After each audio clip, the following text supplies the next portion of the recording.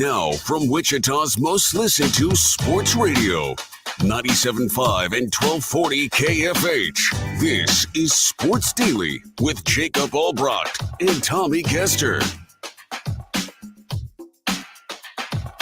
And good morning, everybody. Happy Thursday to you. Thursday's always a lot of fun. Sort of gets the football weekend started with us here on Sports Daily. Jacob Albrecht, Tommy Castor here. Jad Chambers producing for us. Man in that IHOP hotline, 869-1240. Brought to you by IHOP.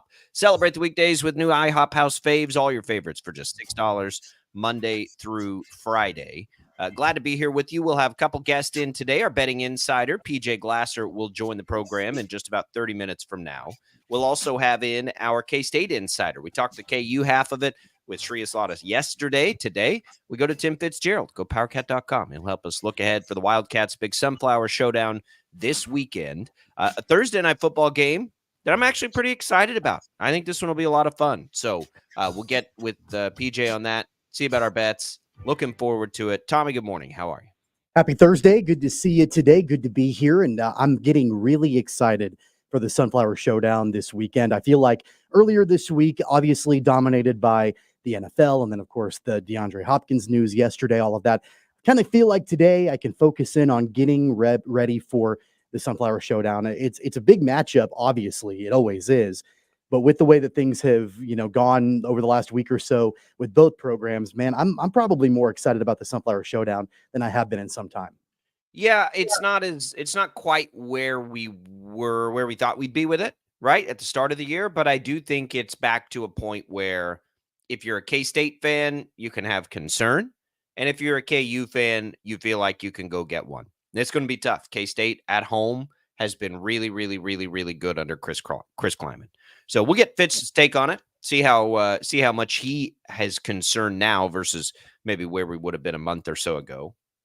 We'll get into all that. We'll get into Thursday night football. I want to go back to the Chiefs, though, Tommy. Yesterday was the big DeAndre Hopkins news. We didn't really get any reaction, I guess, because nothing was official yesterday. So Andy Reid's kind of joking around, wouldn't really say anything about it. But it's a good fit. It's a need. And now, like, my brain keeps churning of, should they and can they try to do anything else? And I think the answer to that's probably yes. I mean, I think you at least kick the tires around and see what's out there. I don't know. And I don't even mean like specifically of need. I just like if teams are more prone to trade, and I feel like they're more prone to trade now than they ever have been, right? Like the last few years, it just each year it feels like we see more. There was a time where I don't remember ever seeing midseason trades. Like midseason trades did not happen in the NFL. We're starting to see more of it. And so now I'm like, well, if teams are going to be willing to let go of players and sort of do the old Major League Baseball thing, maybe it is a good move to get aggressive like this. And so for the Chiefs, like I keep wondering, yeah, the DeAndre Hopkins move is the important one. Should they do something else? And I do think like looking around is at least worth some time. Like, what if there's a pass rusher out there? What if there is an aging, expensive offensive lineman you could somehow, find a way for? I saw a lot yesterday of rumors about another receiver, not rumors, but like conjecture about maybe getting another receiver on the cheap. And I would definitely not be opposed to that either because of, all the injuries and 32-year-old DeAndre Hopkins, who's already had an injury this year, even backing him up. So I think it'll be a curious couple of weeks with that. It's just strange because we see more trades now than we've ever seen before. I'll be blunt. I don't really care one way or the other if the Chiefs do anything or not. I mean, I obviously was excited about DeAndre Hopkins coming in, and I was wrong in the way that Brett Veach approached all of this. For me, it's kind of been satisfied a little bit. Like, okay, like he went and made a move. It's a high impact move potentially. Assuming that Hopkins can stay healthy, but then also integrate himself into the offense pretty quickly, and what that might mean for a playoff run, especially if they can get Hollywood Brown back and all of that. So I feel good about all of that. For me, it's kind of satisfied. If they go and get somebody else, cool. If they don't, cool. Like, let's just roll forward. Let's make it happen. And honestly, like there hasn't been, since yesterday after the Hopkins news broke, there hasn't even been a single moment since then in the last 24 hours that I've had this thought of, okay, what's next? Who are they going to go after next? What should they look for next? That hasn't been in my mind at all. Maybe it has been in others and in yours, but one way or the other, it honestly doesn't matter to me because I feel like they accomplished what they wanted to accomplish. And from there, it is what it is. I'm cool either way. Yeah, I'm cool. Like I think they've satisfied at least my don't get complacent piece of this for sure. I just wonder in a time where you can be aggressive, if there's an opportunity to be aggressive. My guess would be no. I don't think any offensive lineman that can help is coming on the market. I don't think any defensive lineman that can help is coming on the market. And if they do, if the Lions don't become the highest bidder for any pass rusher, they're crazy, right? So I think it's unlikely. I do think, though, that as you look around, and Demarcus Robinson is the name that keeps popping up and keeps popping up and keeps popping up. And we both like that player. I think he'd be fine to bring in because I don't think he'd cost you anything. But the Rams will be interesting. And I bring that up because Cooper Kupp's been this trade rumored player. They're going to get Puka Nacua back moderately soon. The Rams are a pretty interesting team. You know, excuse me, if they can get both of those two players back, they're not totally out of it by any means, but it feels like they think they are, right? Kyren Williams has been as effective as he was last year, but their reinforcements are about to arrive. They're 3-point dogs at home tonight. I'm surprised at them being already so involved in all these rumors, because if they're that close to getting those two players back at 2-4 in the NFC in that division, when the Niners are down, like, who are you scared of in that division? I just, like, if I'm the Rams, I still feel like I've got a shot at this thing if Kupp and Nacua are coming back in the next 2 or 3 weeks. Yeah, and I haven't heard. I mean, I know obviously it sounded like the Chiefs had conversations with the Rams about Cooper Kupp, but really, other than that, everything that I've heard regarding the Rams has been conjecture. It has been rumors and assumptions, and like there hasn't been anything definitive that they're blowing it up. They're not. They don't feel like they're going to make a playoff push, and so let's try to move some pieces and get some value in return. I haven't heard that definitively, and now, of course, we're still a little over a week away from the trade deadline, and so that could always change between now and then with another slate of games this weekend. But as of now, I don't get the sense that there's this big overhaul sell-off that the Rams are looking at doing. I mean, it looks like Nacua is going to play tonight. So, and look, the reporting on Kupp was not just the Chiefs; it's that he was being shopped, and and that report was out by a lot of people. So if Nacua goes to, and I would just look at it this way, like, even if they can't find a way to beat Minnesota tonight, I think it's a really interesting game tonight. I'm actually really, really excited about this game tonight, especially if those two guys play. They go to Seattle next week. They can win in Seattle. Like, they're in it. Like, I would not write the Rams off, even if they don't win tonight at 2-5, because that division and the 49ers are hobbled, and it's just nobody else scares me, I guess. So we'll see on them. But the rumors continue to float around the trade deadline. I do think it's interesting that trades are made now far more often than they used to be. At least it feels that way. And I always kind of wondered why they didn't happen earlier. Like, if you were a team that really did suck, I think in the NFL, we see it more than any other sport, the quick turnarounds. The quick turnarounds happen. I mean, look at the Texans, right? The Texans got that thing turned around way quick. Why? Because they piled up a bunch of draft picks. So I don't know. We'll see. We'll see if the Chiefs do anything else, but no other significant rumors to get to as far as the Chiefs go. Unfortunately, we didn't get any reaction to the Hopkins news from any of the coaches or anything yesterday. We'll check in on the practice reports and those kinds of things throughout. We'll come back. We'll continue the conversation. PJ Glasser joins us bottom of the hour to help us talk about this Rams-Vikings game. Don't go away. Sports Daily coming back.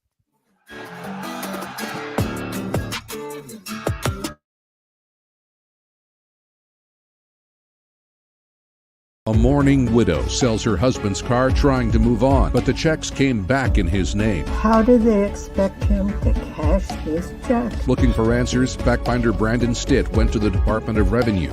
A proposed energy plan that threatens Kansas landowners, meaning some families could lose their homes. My land is not for sale. Others' land is not for sale. Our lifestyle is not for sale. 12 News took their concerns to Senators Marshall and Moran. When you need answers, turn to the fact finders for help. Right. Start your day with 12 News this morning. Get ready with Jake's accurate hour-by-hour forecast, so you'll know if you need a jacket when you walk out the door or an umbrella by lunch. Start your day knowing what happened overnight and what's happening now. Live, breaking news all morning long. And plan the best route to work and school with traffic from across Kansas. Start your day right. Start your day with 12 News this morning on KWCH and KSEW. Hey, Wichita, Jim Rome here, celebrating over 25 years as the #1 midday sports talk show on Wichita Radio. Find out why. Tune into The Jungle, weekdays 11 until 2 on 97.5 and 1240 KFH. Sometimes people tell us, I don't get it, it's just tea. But let me tell you, we are so much more than just tea. With more than 25 flavors, the possibilities are endless. Come on in and try them all for free to find your favorite or get us on the go for your busy lifestyle. And don't miss happy hour every day for half-price cups of tea. So the next time someone tells you it's just tea, tell them to come by and find out why we say drink tea, be happy. Clouds are not just the canvas of our imagination. They tell a story. Clouds affect the events of your day. Sometimes they growl, sometimes they inspire, but they're always the messengers of nature's mood written in the sky. Storm Team 12 understands the language of clouds. We're dedicated to decoding their message so you know what to expect. Behind every cloud, there is a story waiting to be told. Trust Ross Jansen and Storm Team 12, alerting you first to the impact on your life. When you need help, remember, you're not alone. We are here. We are neighbors. We are together. We are Kansas.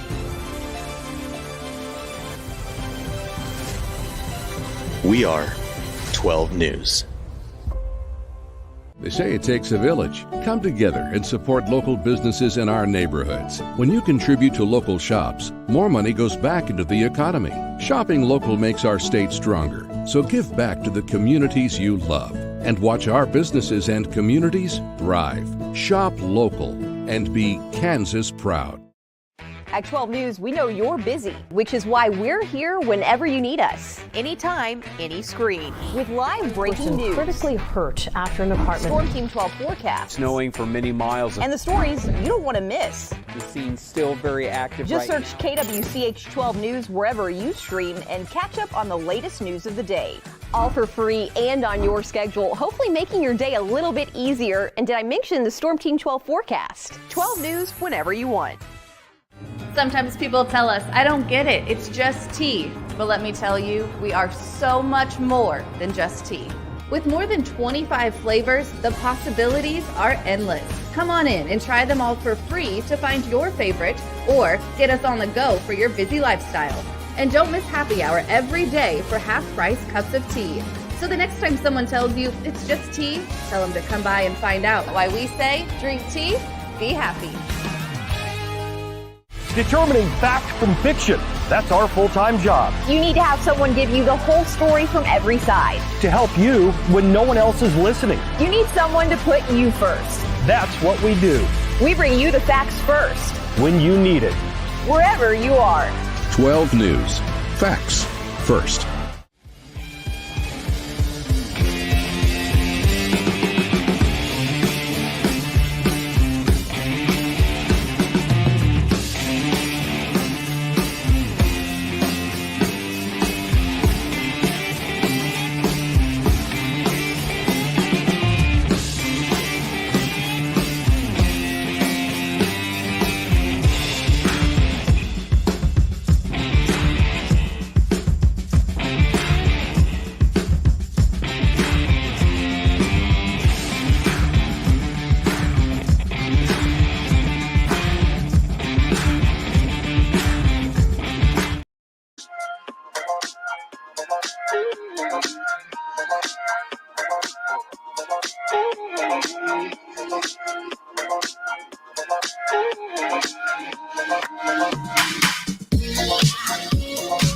This portion of the program brought to you by Crestview Country Club, and the events don't slow down in the fall at the club. Still, of course, golf and then tennis events like the glow-in-the-dark triples event. It's a one-time per year special event for the Halloween season. You don't want to miss it. The indoor courts get blacked out. Tennis court and net will be illuminated via black light. The high-energy, fast-paced event will have you getting a great workout in while having fun playing triples. You'll be a part of a team of 3 or 4 taking on other teams of 3 or 4. You rotate after every point. voting on the best costume, prizes available for first and second, the loud music's there, drinks a la carte. I'm going to try, Tommy, to get out to Crestview and play about 6 holes of golf when we get off the air today, if I can. I know the wind is supposed to come in howling with this little warm front, and so that almost deterred me, but I'm going to get out there and try it. Are you a tennis player, by the way? Are you No. I know your wife does it. I didn't know if you played tennis. No, I like at pickleball. I like pickleball, Okay. ping pong, pickleball, all those all. kinds. Badminton fan? I've never tried badminton. I love badminton. I played baseball my whole life, so tennis has always deceived me. I've never really been able to, and I haven't tried that hard to get it, but I love like pickleball and ping pong and that kind of stuff. So yeah, no, we'll see. But get out there, lots of golf, lots of tennis, all the good stuff at Crestview. Tell them we sent you. Did you see this Brandon Aubrey story, Tommy? Brandon Aubrey missed practice yesterday for the Cowboys, their kicker, because of jury duty. That's what was listed on the injury report, jury duty. And it like you sometimes we shake our head at that and like, really, come on, because really now it sounds like he'll be able to play. The jury didn't get sequestered, so he can play. But man, like, what a bummer! Like, if you like, could you imagine, like, if you don't have your a player, if you're a pro athlete, and I read in like some of the reporting that I'm looking at CBSSports.com right now, and it says oftentimes you can get out of it for work or school or something. I'm like, no, you can't. Like, not every time I've been involved, I try because everybody's got work. Like, everybody's got a story. What makes his job more important than my job? Whether or not he's able to get out of it is a completely different topic than you could try to delay it. Like, I've done that before where look, right now is not a great time. So like, let's push it back. And typically like that's happened to me. I mean, couldn't Aubrey for jury duty? Yeah, like, hey, you kind of have, at least in you my mean take a different jury in a few months. Yeah. Get on another list That's to be true. contacted a few months Yeah. later. Couldn't Aubrey have said, I'm a could little have. busy right now? Like, He could have. He contact- did not, though. He Actually, chose you know to what? do his civic duty. Considering that he's a Cowboy, he could have only delayed it to January because they're not making the playoffs. So he could have easily been able to jump on a jury in the month of January. Yeah, maybe he was just like, I really don't want to go play the 49ers this weekend. That But could've been to be fair, like, you're not going to be in court on a Sunday, so you'd have to be you'd have to be on like a murder trial probably to. But I have been in those where like I'm in there. I'll never forget, man. I was in one time, and I was in charge of the sports department at the TV station in Amarillo, and it was Friday Night Football, right? It was that's the biggest thing that happens in that market. It's high school football, and I'm like, okay, so I go in, and like I'm like, guys, I can't miss that, and they're like, I'm the only person that can do that job. Like, now I'm the only person, and so they're like, well, sorry. And I'm like, what do you mean sorry? Like, we like nothing, like the show won't go on. Like, what are you talking about? And they wouldn't. I'm like, oh my God, you got to be kidding me. And they go through, and that case was a well-known, we'll call him TV lawyer, right? And he was going to take to court and a jury trial a parking ticket.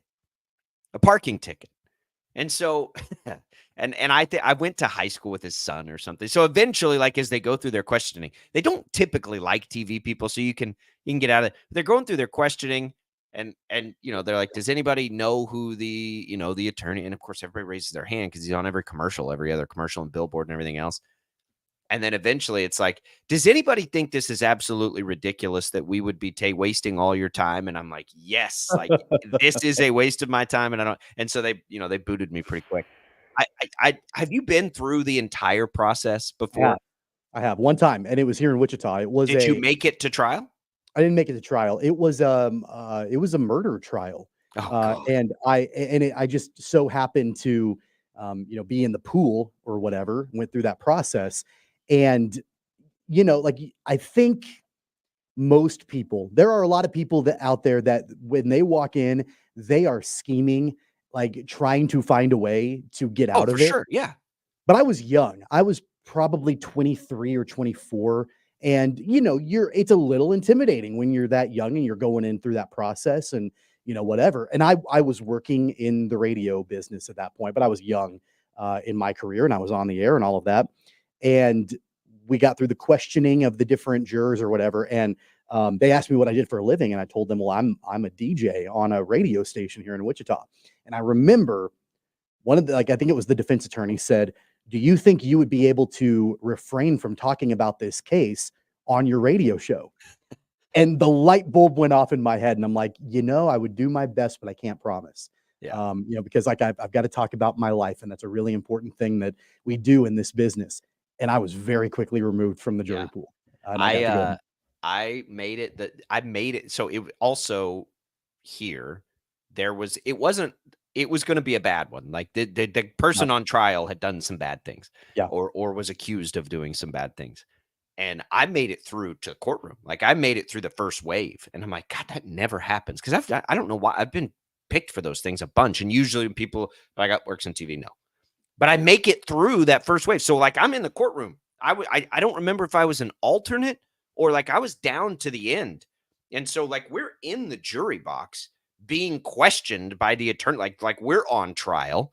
Like Right. It wasn't just that preliminary stuff. And I'm like, okay, well, that defense attorney, they don't like me for some reason. He was like, wait, because he did the same thing. Like, what do you do? And we went through it. I'm like, on TV. And he starts like going off about like how the TV news business works. And like, just like saying these things as if they're true. And I'm just sitting there like, the more it went on, like I'm just getting real annoyed, like shaking my head, and people are looking at me. And he finally got to me, and I don't remember what I said. But I basically told him what I thought about that. And I wasn't even trying to get dismissed on that one. Yeah. I was just like, I'm not going to sit here and listen to this guy run his mouth about something he doesn't know anything about. And the lady next to me, she was like, you're going to be gone. I was like, yeah, I'm probably gonna You're not. I wasn't even trying to. And maybe he was trying to goad me, but man, it was pissing me off. And I'm like, what is this? Like, who are you? Like, What do you think for Brandon Aubrey? What do you think would be more painful? Sitting through a trial on a jury, or being a member of the Cowboys? Yeah, That's right a really now, difficult question to actually answer. he's got as good a gig as you can get there, because you can kind of stay back and be like, all right, you guys need me here. I'm gonna pop out there and rip this field goal because he's awesome. Yeah, that'd be tough. I don't know that I would like the stress of actually going all the way through. Like the more that went on, I was like, man, this is gonna stress me. I thought I was gonna be on that trial. So probably, I don't know. He wanted to go. He could have got out of it, and he didn't. Yeah, So he didn't. I don't know if that's an indictment on Jerry Jones or what that is, but And we talked about being able to. He could have maybe delayed it or pushed it back or whatever, because that happens pretty frequently. But it's interesting because he could have. And I know people usually can't do this sort of thing, but when you're connected to Jerry Jones could probably pick up the phone call and completely get him removed from that. Probably. I hope not. My guess. I hope if Jerry Jones gets called in, he's got to sit through it. Like that's like we should all have to sit through They it. Yeah. sequester him in a hotel room for the next 3 months. Yes, like They have an acting Jerry, general I'm sorry. manager. This Yeah. is like, can somebody do something and you don't get to do anything. You have to stay here. You Yeah. can't talk to the media. You can't make a trade. You can't sign a contract. You can't re-sign anybody. Might not be a bad idea. They're going to need Aubrey because they're not going to score any touchdowns. I mean, they got to kick field goals here. Just like the rest of us, I do not like that process. I do not like that feeling of getting that letter. I don't like any of it. I'm like, oh no. The worst thing is when you get the letter and then you have to call the phone number like on that day at that time, and then they might tell you to call back the next day. Like I went through that one time where it was like, I want to say like 2 weeks every day. Yep. At the end of, I get 5 o'clock every single day. I had to make a phone call, and there were times I would call and it wasn't ready, so I'd have to call back 10 minutes later, and then I have to do it the next day, and then I'm not trying to. I mean, civic duty is important, right? It's like important. You get called, you serve. I get that. I'm on board with it. Whatever. The process sometimes is not fun. I'm gonna tell you what one of the worst jobs I can imagine is being the person on the phone when you call who has to listen to everybody try to get out of it. Like, and be like, no, I'm sorry. You're going to have to still come. Like that would be one of the worst jobs ever. Or maybe somebody would like that punishment, but like we've all got an excuse not to do it, right? We've all got jobs. That's funny to see an NFL player and for him to actually go instead of go to practice. I wonder if he got his $8 or whatever it is. He'd rather go sit on a jury than have to be in the practice facility for the Cowboys right now. I think you might be right. PJ Glasser will join us next. Thursday Night Football is pretty interesting. The Rams might be at full strength. It's only a 3-point spread. I'm in love with this game. I think it's going to make us some money. We'll find out the ways to bet it when we return.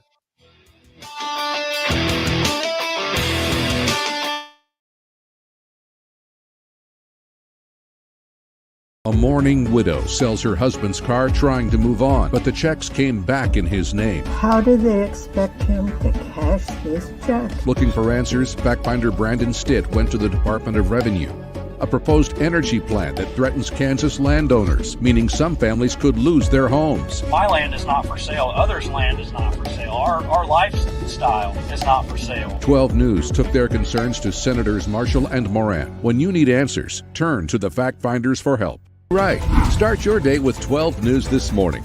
Get ready with Jake's accurate hour-by-hour forecast, so you'll know if you need a jacket when you walk out the door or an umbrella by lunch. Start your day knowing what happened overnight and what's happening now. Live, breaking news all morning long. And plan the best route to work and school with traffic from across Kansas. Start your day right. Start your day with 12 News this morning on KWCH and KSEW. Hey, Wichita, Jim Rome here, celebrating over 25 years as the #1 midday sports talk show on Wichita Radio. Find out why. Tune into the Jungle, weekdays 11 until 2 on 97.5 and 1240 KFH. Sometimes people tell us, I don't get it, it's just tea. But let me tell you, we are so much more than just tea. With more than 25 flavors, the possibilities are endless. Come on in and try them all for free to find your favorite or get us on the go for your busy lifestyle. And don't miss happy hour every day for half-price cups of tea. So the next time someone tells you it's just tea, tell them to come by and find out why we say drink tea, be happy. Clouds are not just the canvas of our imagination. They tell a story. Clouds affect the events of your day. Sometimes they growl, sometimes they inspire, but they're always the messengers of nature's mood written in the sky. Storm Team 12 understands the language of clouds. We're dedicated to decoding their message so you know what to expect. Behind every cloud, there is a story waiting to be told. Trust Ross Jansen and Storm Team 12, alerting you first to the impact on your life. When you need help, remember, you're not alone. We are here. We are neighbors. We are together.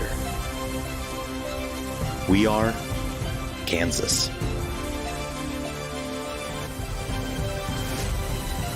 We are 12 News.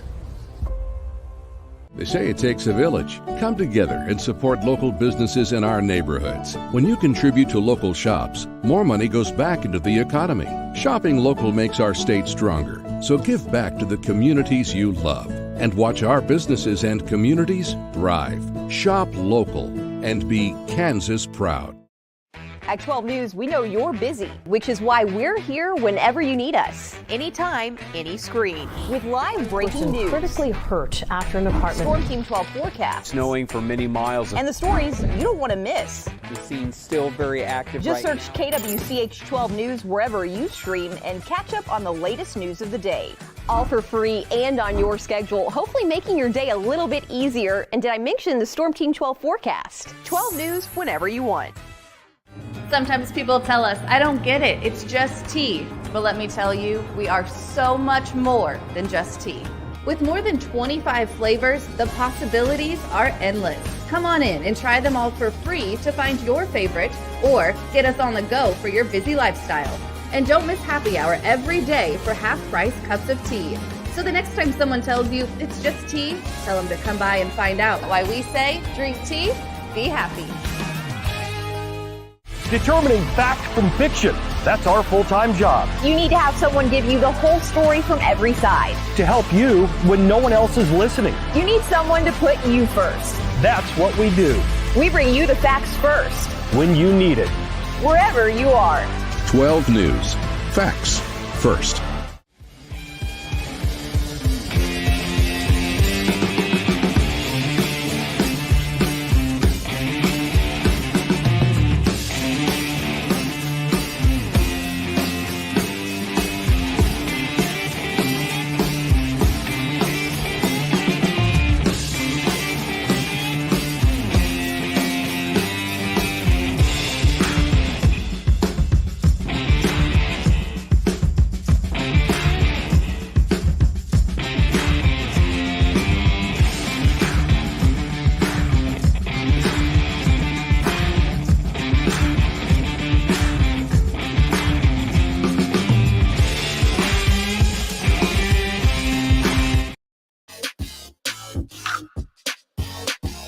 Welcome back into Sports Daily, everybody. On the line right now, the host of Send It In and Odyssey Sports Betting Insider, PJ Glasser. Insider calls presented by BetMGM. Go check out all the latest lines today on the BetMGM app. Also, be sure to listen to the Send It In podcast for more analysis. Just search Send It In wherever you find your podcast, including on the Odyssey app. We welcome in PJ Glasser. PJ, how are you? Welcome in. Good morning. Happy Thursday to you.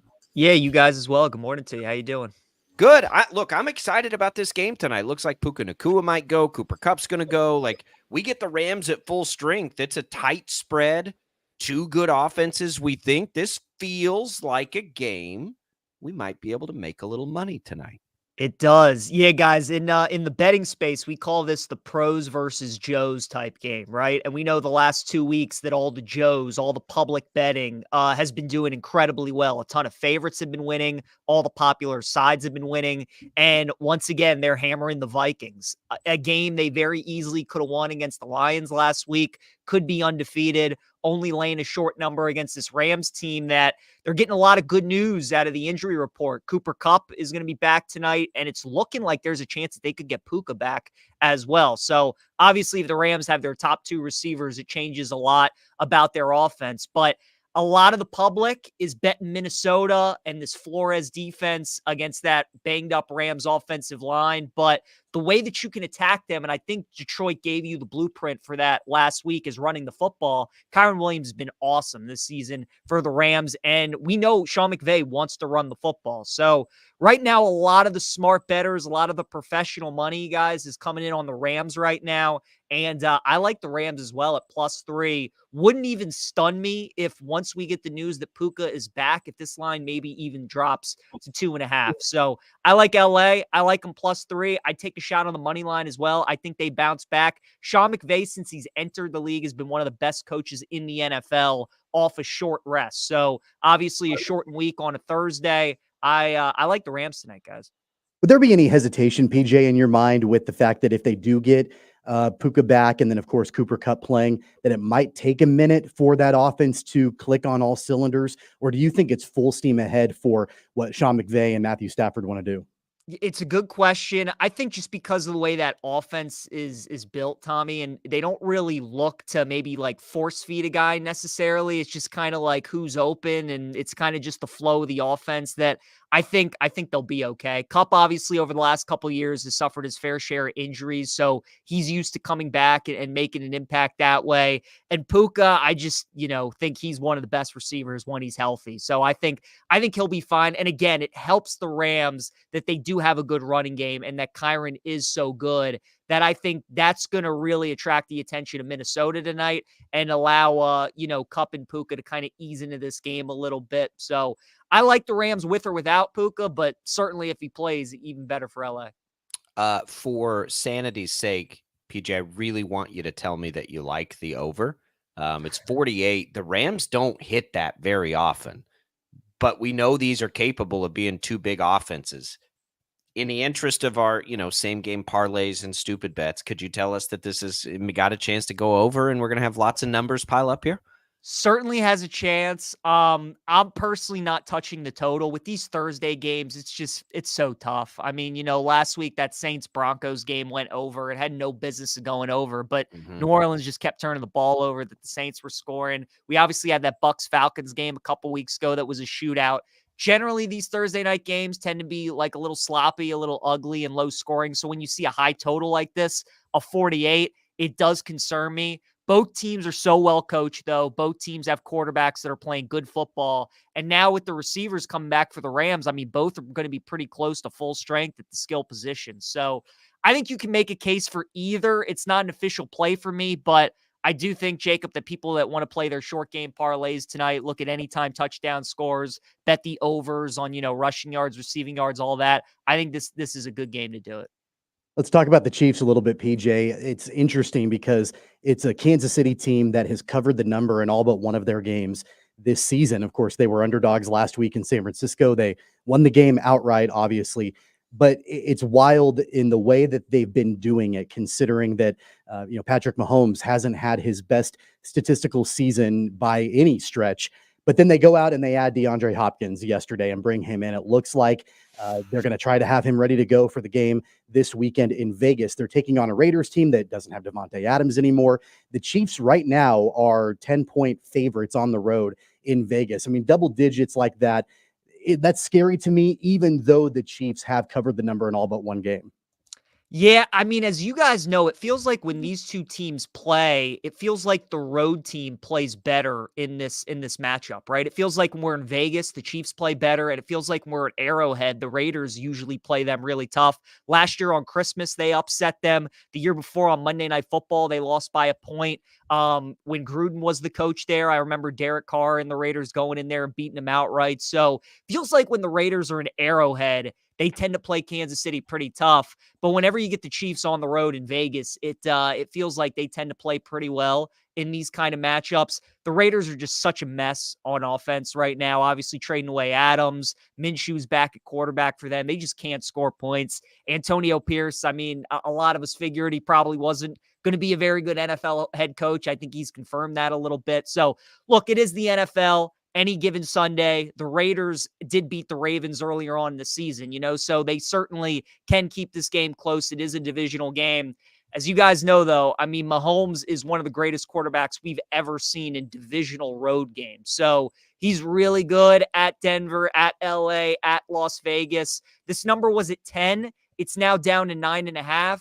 The Chiefs in a teaser, 3.5, I think could be a good look. Their defense has been so good. Now with Hopkins coming in as well to help in that offense, it would honestly be Chiefs or pass for me this week, guys. I think the Chiefs, PJ, are going to run the ball like crazy. I don't think they want Crosby going up against a weak left tackle spot. When you know that and you see it and you have a feel for how you think the flow of a game might go, does that help you? Like, Chiefs games at 41 on the over-under feel like that just feels crazy low. But if you know they have one of the best defenses and they're almost certainly going to try to run the ball a ton, can you use that stuff when you're looking at over-unders? Definitely. I would look at team totals, guys. Like I would look at a Raiders team total under 15.5, especially if that's the game plan, Jacob. Like if they want to run the ball, obviously chew clock, then that's going to help their defense stay fresh. And then that's going to help the Raiders offense stay off the field. So that's the way I was kind of leaning in this game too. Like Raiders team total under, another way of approaching this game. We know how great Kansas City's defense has been this season. 15.5 for Vegas. Like, do you see them scoring 16, 17 points in this game? I don't. I think their path to cover in this game would be like 20-13 or somewhere in that neighborhood, kind of a similar score to what we saw against the Rams last week for Las Vegas. This offense just isn't going to be able to put up a lot of points this year, especially when they go up against good defenses. So great point about obviously the injuries to the Chiefs offensive line. Yes, Hopkins, coming into the Chiefs offensive system, going to take him a little bit to kind of learn that. So, yeah, I think Raiders team total under is another good look. It's a weird week in the NFL as far as matchups are concerned. There's a lot of matchups between one team that has a great record and one team that has a pretty terrible record, the Chiefs and Raiders. That's obviously one example, but you've got matchups like the Lions at home against the one-win Titans, and then you've got the Ravens on the road at the Browns. The one matchup that is interesting to me, because I feel like both of these teams kind of sneaked up on everybody this year, and they both have good records, the Bears and the Commanders on Sunday afternoon. That's a fun matchup when you're talking about Caleb Williams. Jaden Daniels, I know, had that rib injury last week, but it doesn't look like it's super severe. But that's a fun matchup just from a team perspective. What do you like in that matchup? Because that's one that honestly kind of snuck up on me. Yeah, I'm definitely approaching this game like Jaden Daniels isn't going to play. So for me, there's no rush in betting it. I'm waiting to see if maybe some threes start to pop up with Washington and we can get them at +3 with Mariota starting. If we do, I would like Washington in that spot. But one of my favorite player props of the week, guys, I'm going with DJ Moore over 56.5 receiving yards. Last year against this Commanders defense, the Bears and Commanders played on Thursday night. It was the Bears' first win of the season. Moore went for 10 catches, 280 yards, and 3 touchdowns in this game against Washington. I think a lot of people probably remember that game, and he went absolutely insane against Washington secondary. And, their pass defense isn't all that great this year. DJ hasn't had that breakout game yet. And, you get the Bears coming off of a bye. Caleb's been getting better and better each and every week for Chicago. So that's the bet that I like in that game is DJ Moore over 56.5 receiving yards. The mess game of the week, Cowboys 49ers, betting insider PJ Glasser joining us. I don't even know how you attack. I mean, my gut tells me that the Cowboys, who've been pretty good on the road and not good at home, getting 4 points with all the 49er injuries is probably the way to go with that. Yeah. But with two franchises that are nowhere near where people thought they would be at this point of the season, I mean, it's a mess a little bit. Cowboys off of a bye, though, 4 points and all those injuries. I mean, it's crazy to think about. Like San Francisco, I mean, they're in danger of dropping a 3-5 on the season. But you're right, Jacob. It could only be Cowboys or pass for me at +4 just because of all the injuries. This is the conversation with Brock Purdy, right? And this was the debate for like the last 2 years when he realized he was going to be the full-time guy for San Francisco. It's all great when it's working and when everybody's healthy. And when you got Ayuk out there and you got McCaffrey and Kittle and Debo and all these guys, Trent Williams, when they're all healthy, that's when they're clicking. As we know, though, they're not fully healthy. They still don't have McCaffrey. Ayuk's out for the year. Debo's battling pneumonia. He's still 50-50 whether or not he's going to play. Kittle's banged up. The thing that concerns me is just the historical dominance recently that San Francisco has had over Dallas. Like, they are their kryptonite, especially in the postseason. So that's the one thing that makes me a little bit nervous. But I feel like this line's just going to continue to drop. Like, I feel like this could close at 3.5, maybe even touch 3 potentially. So I still think you're getting a good number with Dallas. Another prop I like, though, Jordan Mason over 17.5 rushing attempts for San Francisco in this game. The reason the Niners have had such success against Dallas in these last couple of years because their ability to run, not only with their backs, but this is a game where Shanahan usually likes to use Debo a lot. And again, whether or not Debo plays or doesn't play is not going to be 100%. So I think this is going to be a game where they try to lean on Jordan Mason. We know the Cowboys have those injuries up front. Their run defense has not been very good this season. And with the injuries to your receiving core, you just do not want Brock Purdy playing hero ball. We saw what that looked like against Kansas City on Sunday, and there was a lot of turnovers, and it didn't look good. So I think Shanahan's going to lean on the ground game. I expect a lot of Jordan Mason early and often. So I like his over rushing attempts. And if I had to pick a side, I would take Dallas +4. Let's jump over to college football, PJ. The Sunflower Showdown on Saturday, Kansas State. This is a matchup that is always, got so much hype around it and attention around this area for sure. Both of these teams are, continuing to trend upwards. Kansas finally broke that losing streak last week at home against Houston and looked pretty good offensively while doing it. We kind of saw vintage Jalen Daniels in that matchup against the Cougars. Meanwhile, Kansas State continues to ride high on the road. They obviously took down Colorado a couple weeks ago and then on the road at Morgantown in West Virginia last week. Now this game is back in Manhattan. The Wildcats are laying double digits, 10 points. Is there a play in this game or an angle that you like? Yeah, I like Kansas, guys. I do at +10. I would like them. This line opened at 11.5, 11. Now it's down to 10. So you got a lot of smart people that are driving that line down for the Jayhawks. This, for me, we're starting to get to the point in college football now where we start to get some of these rivalry games, and you get certain matchups where you have a team that's having a good season and it has everything to play for versus their rival who's having a down year. And this game is truly their Super Bowl, right? Like Kansas, everything that's gone wrong for them this year has gone wrong.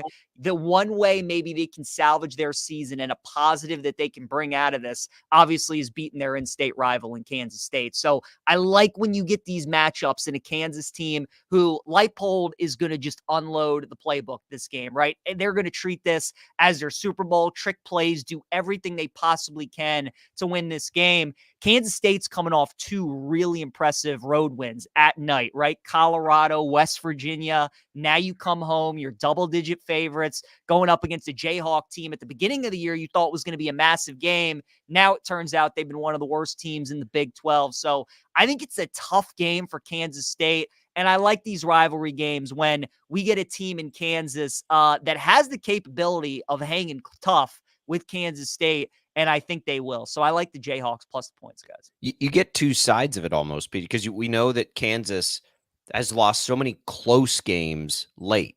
And that's been their trend, right? To play these close games. But on the flip side of that, K-State has crushed people at home this year. They crushed Arizona at home. They crushed Oklahoma State at home.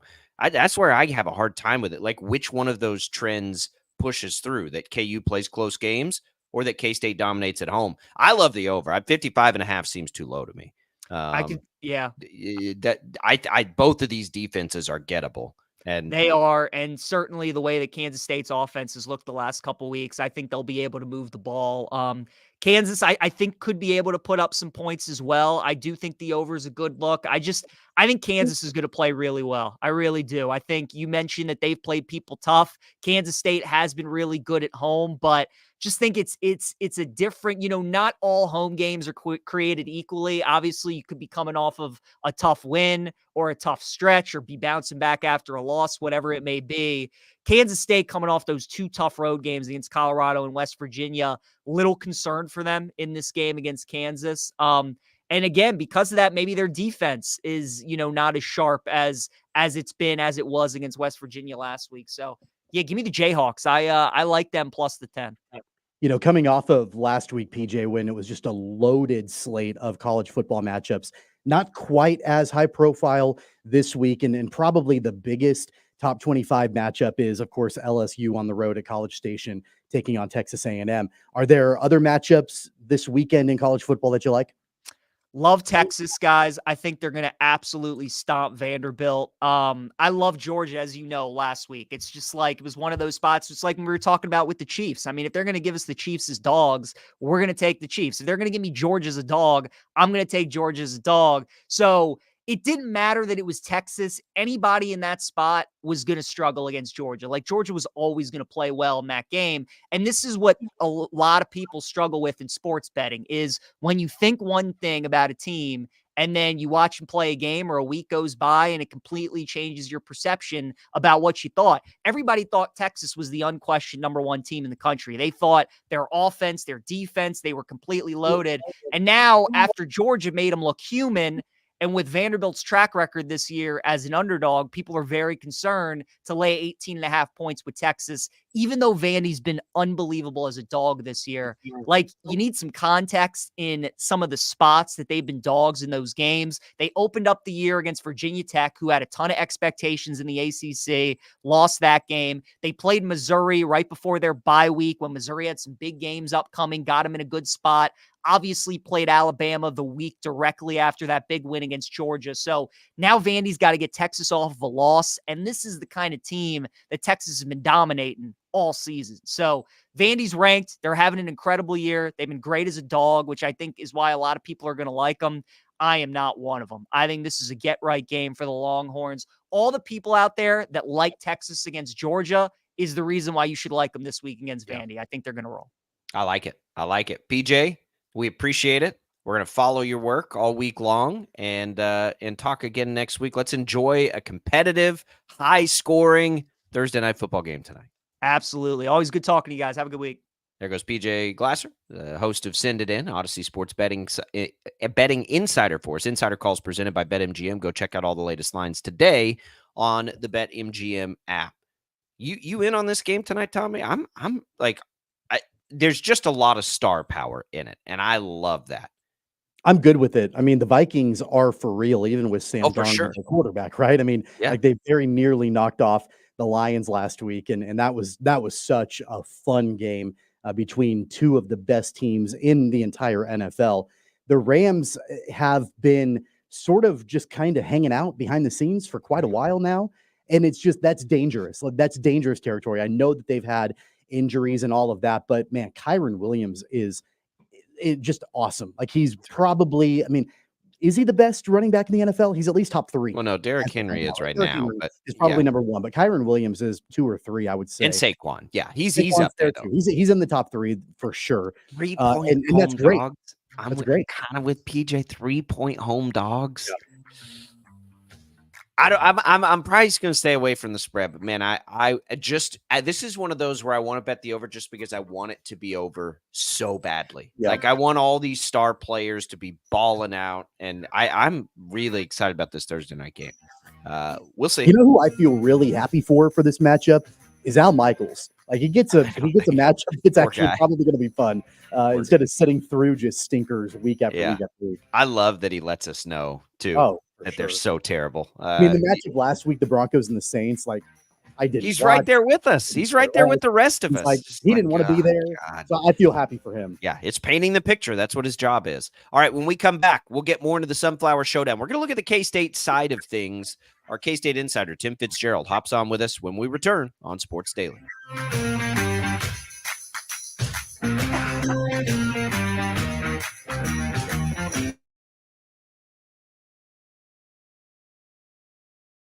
A mourning widow sells her husband's car trying to move on, but the checks came back in his name. How do they expect him to cash his check? Looking for answers, fact finder Brandon Stitt went to the Department of Revenue.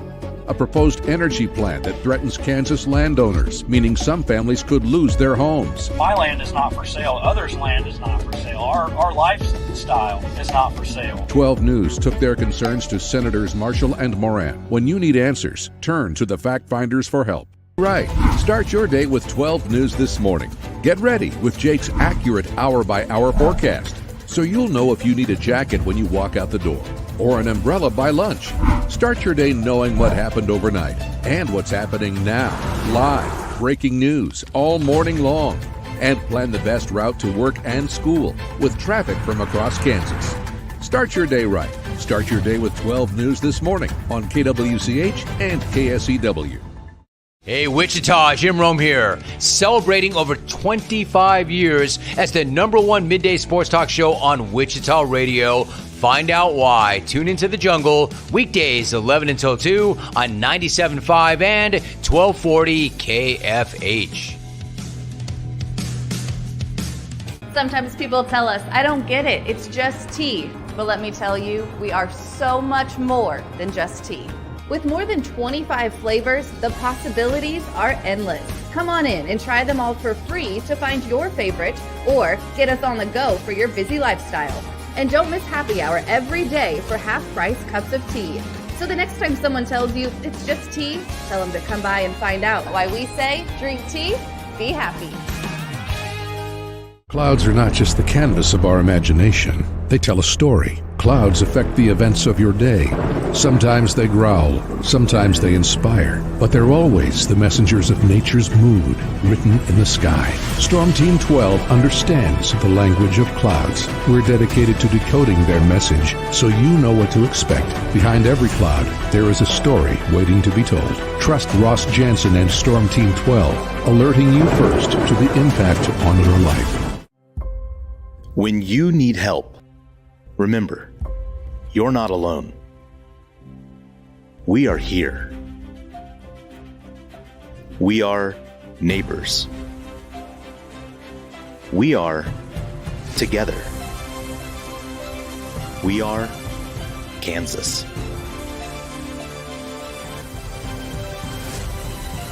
We are 12 News. They say it takes a village. Come together and support local businesses in our neighborhoods. When you contribute to local shops, more money goes back into the economy. Shopping local makes our state stronger. So give back to the communities you love and watch our businesses and communities thrive. Shop local and be Kansas proud. At 12 News, we know you're busy, which is why we're here whenever you need us. Anytime, any screen. With live breaking news. Critically hurt after an apartment. Storm Team 12 forecast. Snowing for many miles. And the stories you don't want to miss. The scene's still very active. Just right search KWCH 12 News wherever you stream and catch up on the latest news of the day.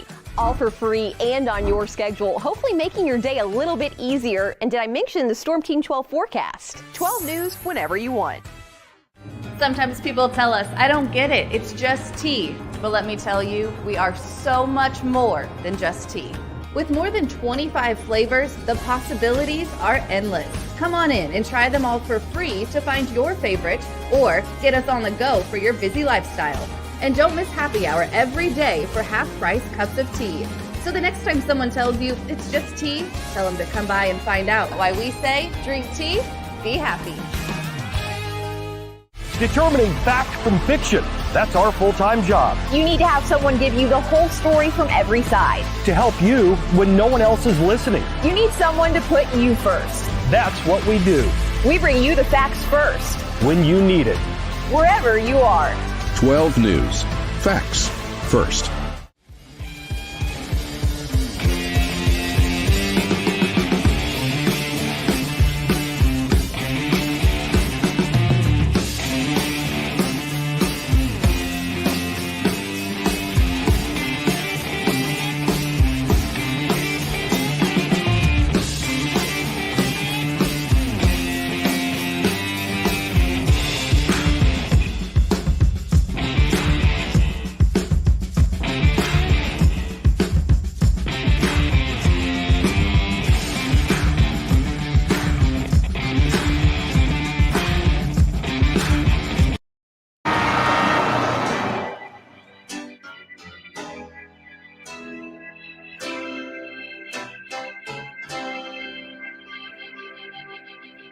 Now, from Wichita's most listened to sports radio, 97.5 and 1240 KFH. This is Sports Daily with Jacob Albrecht and Tommy Kester.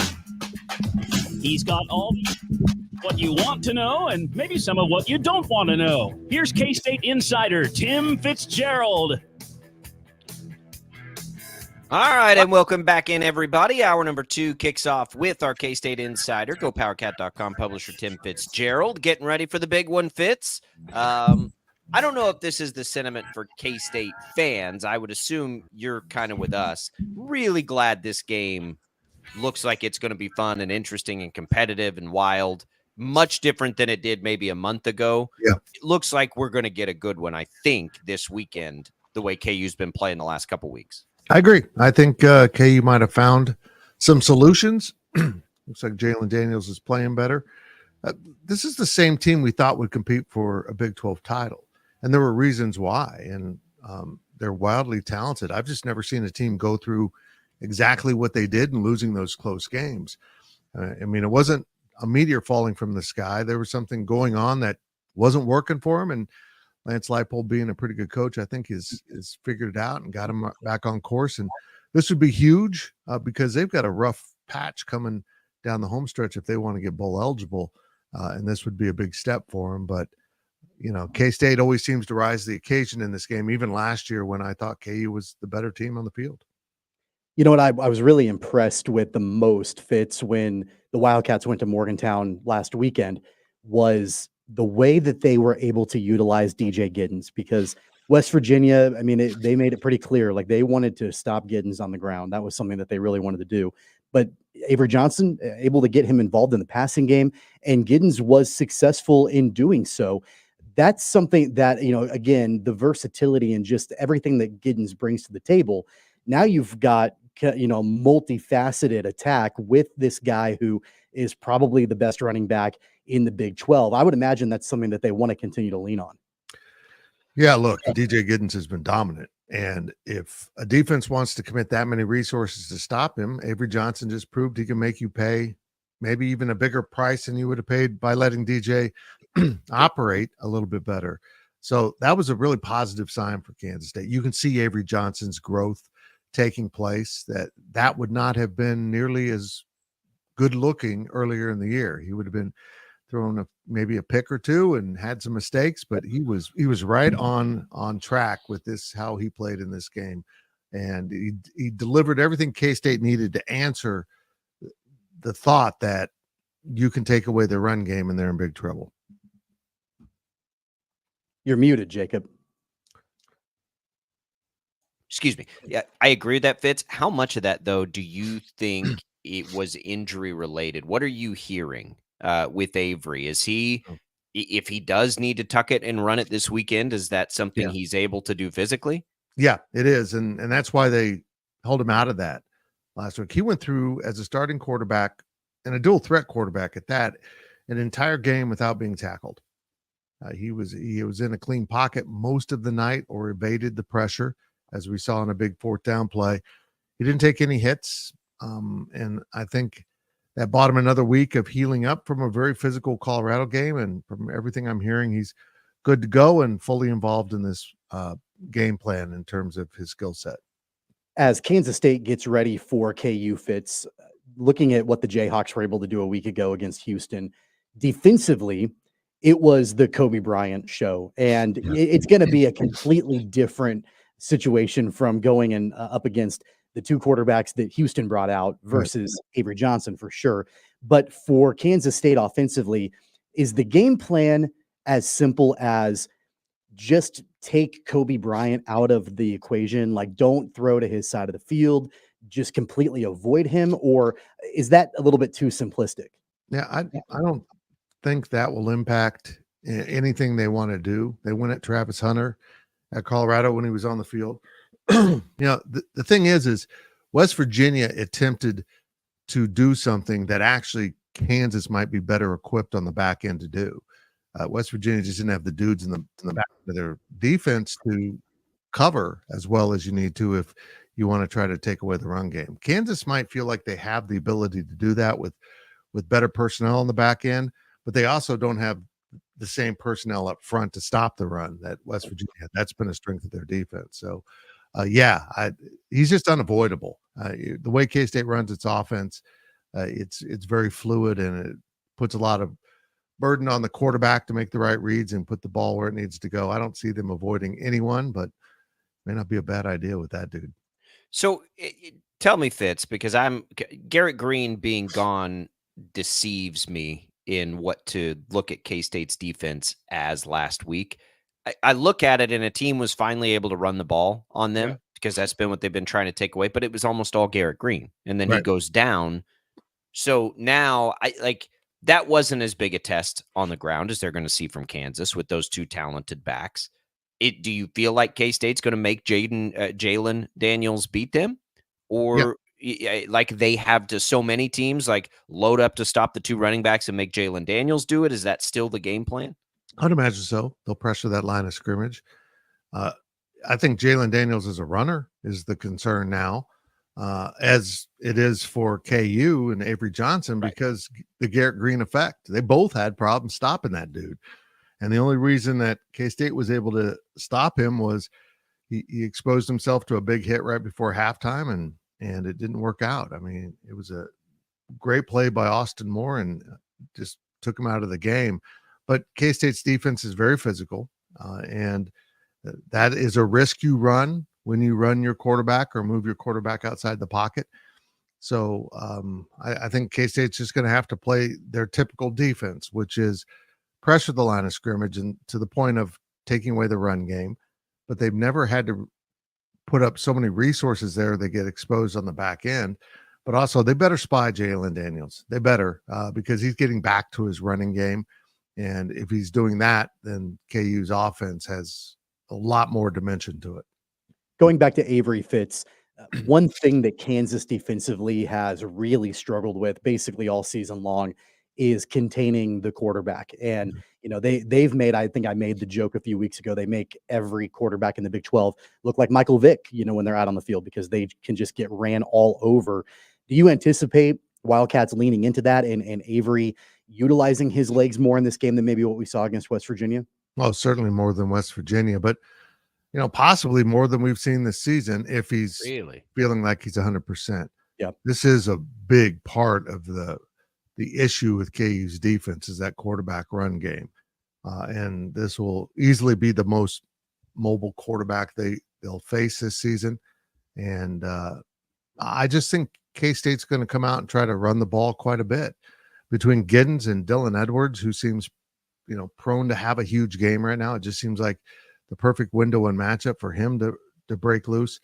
And Avery Johnson, I think K-State can do a lot of damage on the ground, which gets back to your previous question, Tommy, about avoiding players in the secondary. Turn them into tacklers as much as you can. And if KU takes that away, then try to take advantage of that. all of these things we're saying is why I felt like this feels like a shootout to me, Fitz. I think both offenses are going to be humming. Vegas has it at 55. I like the over there, but I do think this will be a game where both teams are able to score. And then to Tommy's point, on turnovers, that may be a big fat. Both of these defenses are capable of that, right? KU's been inviting teams to throw it a ton so they can turn them over. We know Kansas has some of the best in the business at doing that. And then you're looking at a situation with two quarterbacks. Avery Johnson, the young quarterback. How key do you think a turnover or two might be? Or is K-State a big enough favorite that it won't kill them if they do make a couple of mistakes? Good questions. It just depends on where the mistakes are. If you do them, the way you did at BYU, you're going to get bumped. They led directly to scores. So it does kind of depend on if you make a mistake, how much of a price do you pay for it? But I also think, K-State comes in here. The only teams that have run up numbers on K-State this year have had really efficient passing quarterbacks. We saw that at Colorado. Shedeur Sanders was unconscious in that game. I think he had 6 incompletions whole game with 30 more throws. The young guy at Tulane was really good. So if Jalen Daniels can hurt them with the pass, they'll be able to keep up scoring. But I think K-State's the better balance in the offense. They have the capability of hurting you both ways. And I keep coming back to this.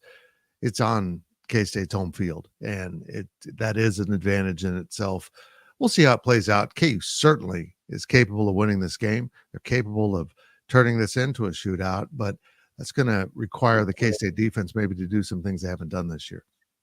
Following up on the turnover question, Fitz, we talked on Monday with Wyatt Thompson, and one of the things that we discussed with him was just the growth this season of Marquise Siegel and what he's been able to do defensively for Kansas State, and really just the development of him as being able to not only defend well, but also be that interception guy. And he did it against West Virginia as well. What have you seen as far as his growth overall and what he means to that defense? He's turned into a really good leader. He has high expectations for himself, but he also, I'm gonna be blunt here, he can be picked on. BYU picked on him. That was a lot of their offensive success, and they only had like 250 yards, winning 38-9. But a lot of it was thrown right at him. So that'll be an area that I wouldn't be surprised if KU tries to get that matchup and exploit that, because he hasn't been great in coverage. He's been better in coverage this year. He's maybe less confused on some of the calls, but maybe he's just a step behind receivers on occasion. So keep an eye on Marquise Siegel, number 21, and what KU tries to attempt to do on offense. Publisher, go powercat.com. Tim Fitzgerald, our K-State insider, joining us. You brought up a little bit ago, Fitz, that efficient quarterbacks have given K-State fits. Jalen Daniels is a really interesting watch then when you say that, because early in the year, he was one of the most inefficient quarterbacks in the country. Now, though, he's put 2 games together where we've started to see that old Jalen Daniels, who was defined by efficiency, and his last game was the most efficient he's played. As you've watched it, which Jalen Daniels do you think is in Manhattan? Because if it's if it's the Jalen Daniels of the last 2 weeks, and that's what gives K-State trouble. I think that's where we look at this game, and now as K-State fans might look at it, become a little bit concerned. Well, I think there's a lot of truth in that. I mean, you hate to boil a game down and say, if this kid plays well, they'll win. But that might be the truth for Jalen Daniels in Kansas. I don't see a road to victory for KU in which he's bad, and maybe not if he's just okay. I think Jalen Daniels needs to find his old ways and prove he can win a Big 12 road game. And he's a whale of a talent. I think he's an amazing playmaker. And if he settles in, I think there's been some problems, fitting him into this new offensive scheme, the new philosophies, the play calling. And I think they found a middle here that is working a little bit better for Kansas. I think what I'm so excited about or looking forward to with this matchup, maybe even a little bit different than in other years, is that, I know that as the winning streak for Kansas State has gotten to 15 years, almost every year, KU, I think maybe it actually has been every year, KU can play the spoiler to Kansas State, but they've not always had the capability of being actually doing that, completing that, achieving that. They can this year, and it's a different matchup than what we thought it would be at the beginning of the year, where we thought both of these teams could be in the Big 12 hunt. It's different now because Kansas State has a lot to play for to be able to continue on that path to a Big 12 title. But then KU also can just kind of unload everything and play that spoiler because the season hasn't really gone the way that they wanted it to go. Do you anticipate just with both of those two things coming together and clashing for Kansas State and for KU, that will play a big piece in that game? Or is that more on the external and doesn't really get in, to the way that the teams are preparing? If you look at it from K-State's angle, you recognize the fact that KU might want to win this to salvage some dignity out of a season that was supposed to be historic. But if you look at it from KU's angle, you see victories and salvaging a season not through beating your rival alone, but by finding a way to fight through the bad start and get bowl eligible and do something with your season. But either way, there's a tremendous amount of motivation here on the Kansas side that, you're right, hasn't always been there. They could pound their chest if they wanted to ruin a season, but you got to be able to pound the other team, and they weren't able to do that. Now, they were really close to doing it last year with a backup quarterback, and I think it showed how much Lance Leipold's lifted this KU program and made this a better matchup, and we'll see if that can be replicated this season at the Ville. K-State's got to have it. We almost got to the point, BYU, they snuck it out. Iowa State snuck it out. Unfortunately, because what we've been talking about now is even more true, that K-State's got to win them all to get in there. They got to win this one. That's enough motivation in and of itself, isn't it? How much have they, and I know they say it, but how much do you think they can separate this from rivalry? Do you even want to? Do you want to embrace it? Or is the focus more on, this is another game we have to have if we want a chance at a national championship? I think that's the message in the locker room. We just need to keep winning to progress through the season, to get to the Big 12 title game. You win out, you're in Arlington. I think that's the message. But the 43% of the locker room that are Kansas kids are going to be pretty motivated in this. Yeah. And so there is a duality there that can play in K-State's favor. But anytime you're playing a night game at home in nice weather, you're going to be up for the game, whether it's, you're playing Kansas or you're, playing Oklahoma State or anyone else in this conference. So I expect K-State to kind of have their normal excitement for a home game at night against, a pretty good team. And I think they'll rise to the occasion, but this is a rivalry. Nothing weird's really happened in the last 15 years, but Saturday night could be the night. How hard is it to not look ahead to the collision course that is Iowa State? Yeah. Because where BYU is, obviously they hold the head-to-head victory over Kansas State. They're undefeated in the conference. It's going to come down to Farmageddon, right? With Kansas State and Iowa State, if K-State can continue to stack up these victories. Is that difficult to, I think, maybe from just anybody's perspective, to not be thinking about what lies ahead and what, just over a month from now? Yeah, you're right. Whether it's Kansas in this game, maybe not Houston next week unless they play out of their minds. You get an off week, and then you've got Arizona State and Cincinnati at home, and look, that's 3 out of 4 at home, but all 3 of those opponents have an edge to them. KU seems to be rallying. The other 2 have succeeded far beyond what we thought they would be this year. And then, you go to Iowa State. There's not an easy step in this. And even going out on the road at Houston, anytime you're on the road, you don't know. But I do think this is very intriguing. But as you mentioned, Kansas State has an opportunity to beat Cincinnati, which is now in the picture. Arizona State a little bit. And, of course, Iowa State, which is soundly in the picture, and win all the tiebreakers with all of them. And they already have a win over Colorado. They have, anyone else you can think of that might be contending other than Texas Tech, they'll have the tiebreaker on. This sets up great for K-State, but you just got to line them up and pick them off. You got 5 games. If you win all 5, you go to Arlington and most likely play BYU. What do you guys have for us special this week? Sunflower Showdown at Go Power Cat. I did a daily delivery kind of on what we talked about here today. So you can go check that out either at Go Power Cat or YouTube on our Go Power Cat channel about, thanking Lance Leipold for making this game important to KU too, because it's been missing. We have the Power Cat pregame podcast that's up. We'll have the Friday walkthrough in the morning. And we got all kinds of written content, of course, coming out at Go Power Cat. You can check it out at either GoPowerCat.com or our YouTube channel, Go Power Cat. And of course, we've also got a preview on our Big 12 Insiders channel of this game that is available for everyone to watch. You can follow Fitz on social media at Life of Fitz. It's not the same implications we thought on both sides, but I do think it is the level of competition, I hope it is, that we thought we might get to start the year. Fitz, we appreciate it. Enjoy the game. We'll be back here next week to break it all down. Thank you. There goes Tim Fitzgerald. That's a good point. Thanks, to Lance Leipold. This game was close last year, Tom. It's a 4-point game. First time in a while it's been close. So you got to go back to like 2018 before last year to find it. And this is it for KU. I do think it's as simple as, and I know Shreas yesterday said, they can still get to a bowl game. This matters to KU fans more than making a bowl game, doesn't it? More than making a mayonnaise bowl. I don't know about making a bowl game. It's probably neck and neck. Really, because it's a 15-year streak of them. That's what I mean. In-state rival. So it's extremely important to be able to hang your hat on that.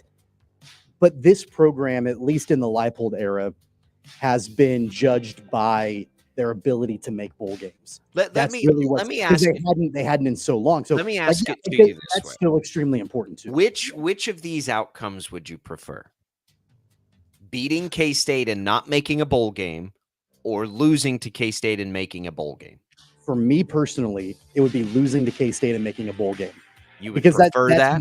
That's my benchmark. I want them to be bowl eligible. And I think that's a lot of KU fans. Like, their benchmark is, we don't always consistently need to be national champions, but we need to at least be playing around the holidays. That's extremely important. So for me, I can only speak for myself.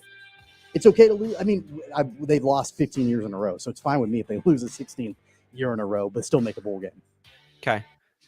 You're probably right. I just don't care about bowl games as much, I guess. At least not those bowl games where you've got 2 5-win teams playing each other. When you're on the outside Central Michigan in the when you're out in the desert for a decade and a half and everybody else gets to enjoy time in the oasis and you don't, that becomes extremely important. They've been in the Sunflower Showdown desert for 15 years, decade and a half. Yeah, I get it, but you play that game every year. Yeah, it's not, you're guaranteed to play that game every year. You're not guaranteed to make a bowl. All right. It's going to be fun either way. We'll see. Can't wait for it. Glad it's going to be more competitive. I think it'll be more competitive. We'll come back, react to any of that. The IHOP hotline, by the way, is back open for you at 869-1240. It's brought to you by IHOP. You can celebrate the weekdays. New IHOP House Faves, all your favorites for just $6, Monday through Friday. We'll catch our breath. 2 straight guests means the phone lines are open for you. Sports Daily, Albrecht and Caster coming right back.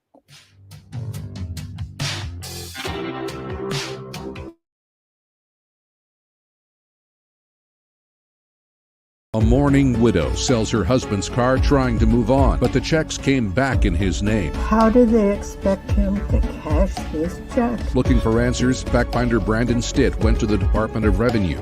a proposed energy plant that threatens Kansas landowners, meaning some families could lose their homes. My land is not for sale. Others' land is not for sale. Our lifestyle is not for sale. 12 News took their concerns to Senators Marshall and Moran. When you need answers, turn to the fact finders for help. Right. Start your day with 12 News this morning. Get ready with Jake's accurate hour-by-hour forecast, so you'll know if you need a jacket when you walk out the door or an umbrella by lunch. Start your day knowing what happened overnight and what's happening now. Live, breaking news all morning long. And plan the best route to work and school with traffic from across Kansas. Start your day right. Start your day with 12 News this morning on KWCH and KSEW. Hey, Wichita, Jim Rome here, celebrating over 25 years as the #1 midday sports talk show on Wichita Radio. Find out why. Tune into The Jungle, weekdays 11 until 2 on 97.5 and 1240 KFH. Sometimes people tell us, I don't get it, it's just tea. But let me tell you, we are so much more than just tea. With more than 25 flavors, the possibilities are endless. Come on in and try them all for free to find your favorite or get us on the go for your busy lifestyle. And don't miss happy hour every day for half-price cups of tea. So the next time someone tells you it's just tea, tell them to come by and find out why we say drink tea, be happy. Clouds are not just the canvas of our imagination. They tell a story. Clouds affect the events of your day. Sometimes they growl, sometimes they inspire, but they're always the messengers of nature's mood written in the sky. Storm Team 12 understands the language of clouds. We're dedicated to decoding their message so you know what to expect. Behind every cloud, there is a story waiting to be told. Trust Ross Jansen and Storm Team 12, alerting you first to the impact on your life. When you need help, remember, you're not alone. We are here. We are neighbors. We are together. We are Kansas.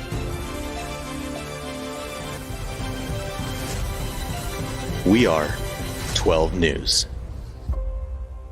They say it takes a village. Come together and support local businesses in our neighborhoods. When you contribute to local shops, more money goes back into the economy. Shopping local makes our state stronger. So give back to the communities you love and watch our businesses and communities thrive. Shop local and be Kansas proud. At 12 News, we know you're busy, which is why we're here whenever you need us. Anytime, any screen. With live breaking news. Critically hurt after an apartment. Storm Team 12 forecast. Snowing for many miles. And the stories you don't want to miss. The scene's still very active. Just search KWCH 12 News wherever you stream and catch up on the latest news of the day. All for free and on your schedule, hopefully making your day a little bit easier. And did I mention the Storm Team 12 forecast? 12 News whenever you want. Sometimes people tell us, I don't get it, it's just tea. But let me tell you, we are so much more than just tea. With more than 25 flavors, the possibilities are endless.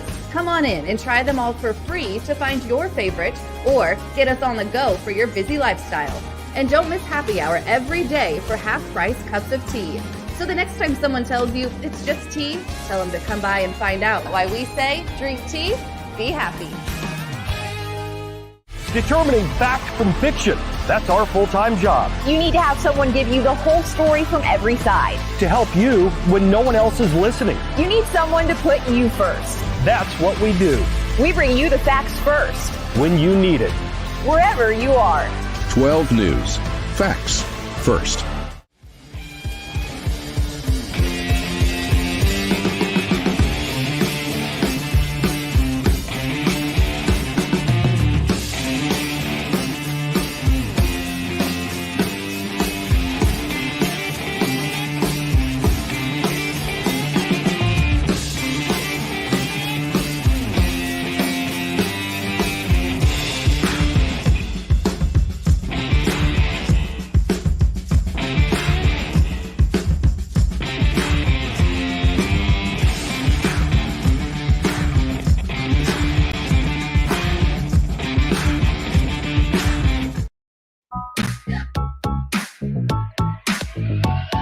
You want to win some HTO? Now is your chance. A free iced tea, more than 25 flavors to choose from, sweet and unsweet, and a free iced or hot coffee drink featuring Free Reign Coffee. You can win one of each right now at any of the 3 Wichita Metro locations, East or West Wichita or in Derby. All you got to do to win is text the keyword T to the short code 20357. That's T to 20357. You can enter once per day. Message and data rates apply. Good luck, everybody. We come back here to Sports Daily. And Tommy, we have talked a little bit kind of bird's eye on the World Series. We probably won't have time tomorrow when we get game 1. So let's look at this series and kind of make some predictions. I can tell you that I really would prefer if the Dodgers win this series. But man, I'm kind of liking the matchup for the Yankees a little bit more. Does that simply come down to just the lineup from top to bottom? No, or it's the pitching. It's the rotation. It's the rotation. The Dodgers rotation isn't very good right now. Now they can do a lot of things to get through that. The futures market right now, the Dodgers are slight favorites. And again, I would really prefer the Dodgers win this. I just think the Yankees bring a whole lot more starting pitching that we can, get a feel for coming into it. So for me, it's hard to not take that as the thing, because I think both of these lineups are great. Although I think the Dodgers is better. I think both the bullpens have enough arms. Just that starting pitching advantage seems to pretty clearly be with the Yankees. I think the interesting thing about the Yankees this season is that, really what they've become known for over the last, 10 years, maybe even further back than that, probably the last time they won a World Series, is that it's a team that is usually full of star power, but they typically underperform. They typically, don't live up to the expectations. And whether or not those expectations are fair or unfair year in and year out, we can debate that all day long, but they're real. It's the reality. And they've underperformed. But this is the first time in a long time that the Yankees collectively as a whole have not underperformed their expectations. They're right there. Now, individually, there are going to be players that you're going to look at and you're going to say, like they need to probably come alive more in a World Series to have a great chance to win. Everybody knows the historical struggles that Aaron Judge has had in the playoffs over the course of his career. So that's really where you're going to start when you start talking about underperforming expectations. But they've been able to make up for it with guys like Giancarlo Stanton and others that have just absolutely blown up in the postseason. You're going to have to collectively have everybody when you're taking on a lineup like the Dodgers. Yeah, the Dodgers are a better offense. You're going to have to keep pace offensively. Now, if the rotation for the Yankees, obviously headlined by Garrett Cole, if they're able to neutralize that Dodgers offense, easier said than done. Even if you've got great pitching and the Yankees do, the Dodgers lineup is so potent. Then I think it does shift back to that Yankees lineup to try to keep pace as best as they can. I think the winning, team here is going to have to score a ton of runs. I think they both probably will score a lot of runs. It's just like in the first 4 or 5 innings, it'll be advantage Yankees. And I thought their bullpen did a really nice job against the Royals. I do. And a lot of what I'm going from is what we've seen in the postseason. The Dodgers and the Dodgers can totally come in here now and slug everybody. I'm going to tell you right now, and I don't root for the Dodgers normally, but it'll be far easier for me to root for Freddie Freeman and Mookie Betts and Shohei Ohtani than it will be the Yankees. So I don't have this long-term hatred of the Dodgers like I do the Yankees. They just spend a ton of money now, so I'm kind of tired of that. But I like Kershaw. I like a lot of the players on that team. So it's a pretty easy root for the Dodgers moment for me. But you're a National League guy. You may be on the opposite side of that. It's just that the Yankees, growing up, the Yankees were the soul crushers for me in baseball. So I can't have them win in a World Series. If they were the soul crushers to anybody, they were the soul crushers to me. Because when I was a kid, it was the Braves and the Yankees in the World Series basically every year, and the Yankees always beat them. So I get it. I mean, I'm right there alongside you. I grew up not liking them, not wanting them. I mean, it was Just everything you could think of, going all the way back to the 96 World Series, where the Yankees that was kind of when, obviously Joe Torre had just gotten there and Derek Jeter had come up and all of that. And then they went on their run of dominance. And so, yeah, I get it. And I'm a National League guy by nature. So I don't really have a problem with the Dodgers all that much, although in recent years, they've been the kryptonite to my Braves in the playoffs usually. So that's not fun either. But I just think from a 30,000-foot view, not being a fan of either one of these teams, from a star power perspective, as we talked about earlier this week, it checks all the boxes. Just from that, in that regard, it's must-see TV. It's must-watch games in the World Series just because of Judge and Ohtani and obviously Garrett Cole and Mookie Betts and Juan Soto. I mean, you name it, like the list of the stars goes on and on. So I'll tell you that it's a soul crusher. And I know that your Braves have, but you got to understand the Rangers, Tommy, have been until not now, but used to be most of my life as like when you're the most emotionally invested, right? When you're a kid, the Rangers made the playoffs 3 times ever in like my entire life, 25, 30 years. And they won one game against the Yankees in their 3 postseasons. They played the Yankees all 3 times, and the other 2 times were sweeps. So they were 1-9 in those 3 series. So you go through most every season, and your favorite team is usually like the worst team in baseball. You finally break through to the postseason just to get absolutely crushed by the Yankees all 3 times. I hate the Yankees so much. Beating the Yankees in, what was that, the 2010 ALCS was one of the most satisfying sports things for me in my entire life. I hate the Yankees. I don't like them at all. I will not root for anybody. Let me rephrase. I would root for anybody rather than the Yankees. Anybody. But also, I'm glad that's there for this World Series. I am. Like, I'm glad that they are there, and I can hope that they get their souls crushed in this series. That's a good thing for baseball, I think. The Yankees, to me, are the most hateable team in all of sports. Always have been. Even more than the Lakers, even more than the Cowboys if you're a Cowboys hater. Because I feel like if you're looking at the NFL, the Cowboys are probably the most hated and most loved team. But to me, the Yankees will always be sports' greatest villain. Always, always. Yeah, I think we're arguing kind of about the same thing, that the Yankees just are the evil empire, but who's had it worse over the years? I mean, I can go back to Game 2 in the World Series in 1996, and the Braves won Game 2. They went up 2-0, and the Yankees won the next 4 games, won the World Series. And that Game 2, by the way, was the last World Series game victory that the Atlanta Braves had for 25 years until 2021. I mean, come on. And then they played them again in 98. And but the at Yankees least you had all the them. division championships and all those things in between. We didn't have anything. They won consecutive league title, division titles and all of that. That was great. They should have won more than one World Series, and I blame the Yankees for the reason why they didn't. Those teams were so good. Man, those teams were good. Hate the Yankees. So if there are any Yankee fans out there, go fly a kite. Go Dodgers. We'll all put on the Dodger blue. Everybody but you will.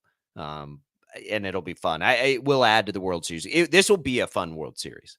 For a World Series where we don't have a vested rooting interest, this is going to be a fun World Series because you can root against the Yankees. Maybe you can root against the Dodgers if you so choose. But it's because of these star players. And I cannot wait to see Shohei Ohtani play in a World Series. Cannot wait to see him play in a World Series. I think if you're baseball, and I know, and I make fun of the ratings honks all the time. Like, of course, this is going to be the most viewed. Of course it is. Like, that shouldn't surprise anybody, nor should it make that big of a statement to anybody. But I think the real win for baseball, more than anything else in this series, is getting Shohei on this stage. It's what they didn't get out of Trout forever. They get Shohei to this stage, and now the whole world can watch one of the greatest players, if not the greatest player we've ever seen. I haven't looked at the odds for World Series MVP. I'm sure the odds on favorite is probably Stanton. Maybe. I don't know. Or at least he would be like a really popular pick because of what he's done this postseason. But I'm kind of with you. I mean, Ohtani being the World Series MVP, I mean, that would be the dream, I think, for Major League Baseball. and I think Judge, I mean, obviously Judge is a star also, but getting Ohtani in his very first World Series ever to take that game over and be the World Series MVP, that'd be my pick.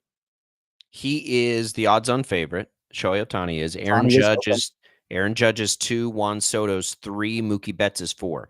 Now I'm gonna tell you. Here's Stanton at. Is he not? I'm gonna tell you. If you think that the Yankees are gonna win this World Series, you can get Stanton right now at 9.5 to 1. One of the great postseason hitters we've ever seen. You can get it 9.5 to 1. That's pretty appetizing. I'm just looking at BetMGM here.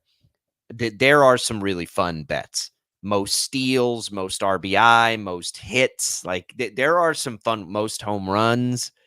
There are some really good bets and fun bets that you can make in this series. The total number of games in the series. Like if you think it's good, you can basically get 2 to 1 if you think it's a 7-game series. There's a lot of fun stuff to do with it. I kind of like Stanton at a World Series MVP as much as any of it. 9.5 for that guy. The crazy thing about this matchup, again, going back to the star power point of it, is that, you go through the massive names, the Ohtanis and Judges and Sotos and, all of that. And you don't even get to a point to where you're mentioning names like Freddie Freeman and Teoscar Hernandez. Yeah. It's not like Jack Flaherty is a Jazz Chisholm. Like there are names that are also stars in Major League Baseball that are overshadowed by the biggest in the game. And by the way, those players are also playing. So they're just from top to bottom. Like I don't know the last time that we've had a World Series with that much star power on both sides. It's been a very long time. And the funny thing is, it's not coming from the rotations, right? You usually get to this point of the season and that star power has come in the starting pitching. Neither one of these teams are built that way this year. And quite frankly, neither team last year was built that way either. We've seen a little bit of a shift in baseball with that. Here's a fun one for you. One more bet to chew on here, Tommy. BetMGM has, will Shohei Ohtani throw a pitch in the World Series? 50 to 1 on yes. Now, I know he's been rehabbing, right? Could you see a moment where they're in a situation in a high leverage bullpen moment where he comes in to pitch? One pitch, 50 to 1 odds. I don't think so. I don't think so either. But then, like, the fact that it's there kind of made me, I'm like, man, if I'm Roberts and Ohtani is good, like and he's had enough time, I think, to be good, and he's rehabbed through, and you've got runners on first and second, you got a 1 or 2 run lead in the 7th or 8th inning, and they're like, I could see a scenario where you let Ohtani come in there and pump a little gas. I haven't paid enough attention to his rehab, though.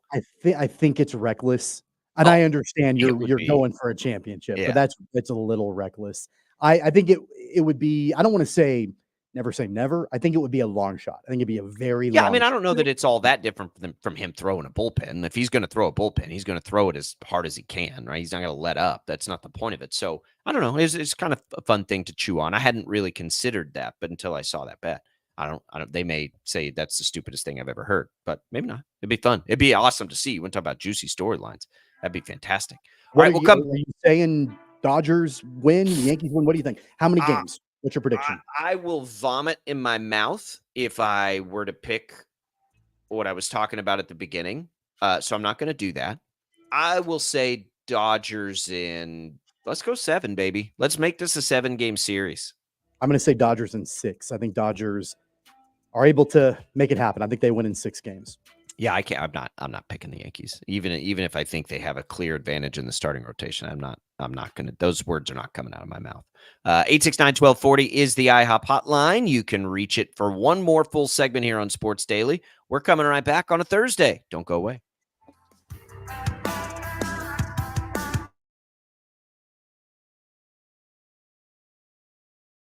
A mourning widow sells her husband's car trying to move on, but the checks came back in his name. How do they expect him to cash his check? Looking for answers, fact finder Brandon Stitt went to the Department of Revenue.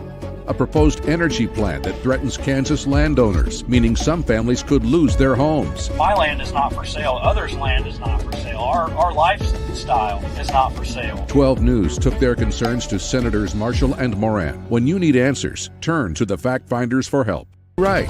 Start your day with 12 News this morning. Get ready with Jake's accurate hour-by-hour forecast, so you'll know if you need a jacket when you walk out the door or an umbrella by lunch. Start your day knowing what happened overnight and what's happening now. Live, breaking news all morning long.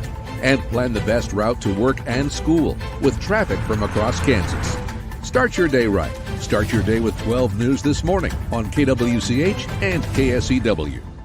Hey, Wichita, Jim Rome here, celebrating over 25 years as the #1 midday sports talk show on Wichita Radio. Find out why. Tune into The Jungle, weekdays 11 until 2 on 97.5 and 1240 KFH. Sometimes people tell us, I don't get it, it's just tea. But let me tell you, we are so much more than just tea. With more than 25 flavors, the possibilities are endless. Come on in and try them all for free to find your favorite or get us on the go for your busy lifestyle. And don't miss happy hour every day for half-price cups of tea. So the next time someone tells you it's just tea, tell them to come by and find out why we say drink tea, be happy. Clouds are not just the canvas of our imagination. They tell a story. Clouds affect the events of your day. Sometimes they growl, sometimes they inspire, but they're always the messengers of nature's mood written in the sky. Storm Team 12 understands the language of clouds. We're dedicated to decoding their message so you know what to expect. Behind every cloud, there is a story waiting to be told. Trust Ross Jansen and Storm Team 12, alerting you first to the impact on your life. When you need help, remember, you're not alone. We are here. We are neighbors. We are together. We are Kansas.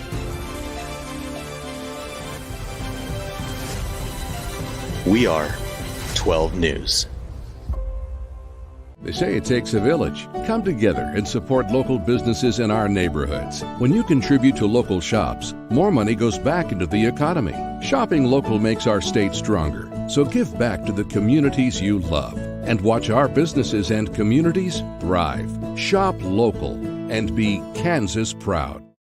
At 12 News, we know you're busy, which is why we're here whenever you need us. Anytime, any screen. With live breaking news. Critically hurt after an apartment. Storm Team 12 forecast. Snowing for many miles. And the stories you don't want to miss. The scene's still very active. Just search KWCH 12 News wherever you stream and catch up on the latest news of the day. All for free and on your schedule, hopefully making your day a little bit easier. And did I mention the Storm Team 12 forecast? 12 News whenever you want.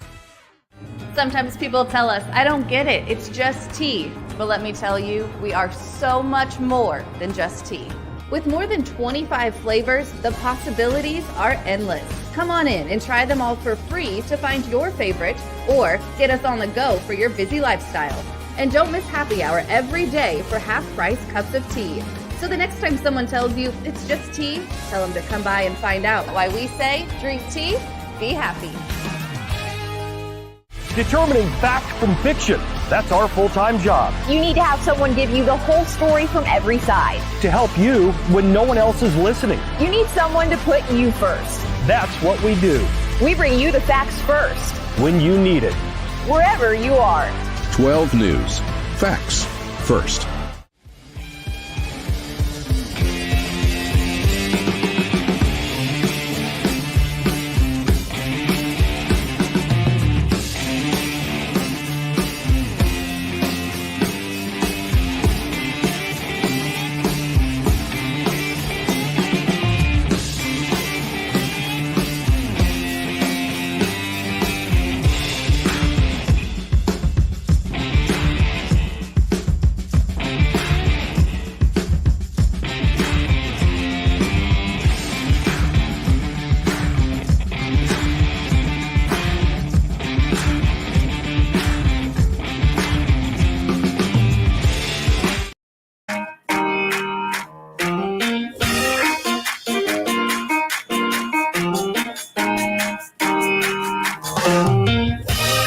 Welcome back in, everybody. Happy Thursday to you. We've been excited about Thursday night football tonight when there's that much star power. Pal Jeffrey Parson chimes in. And we're talking about Syracuse Pitt tonight. No, we absolutely will not be doing that. I would be talking out of my rear end.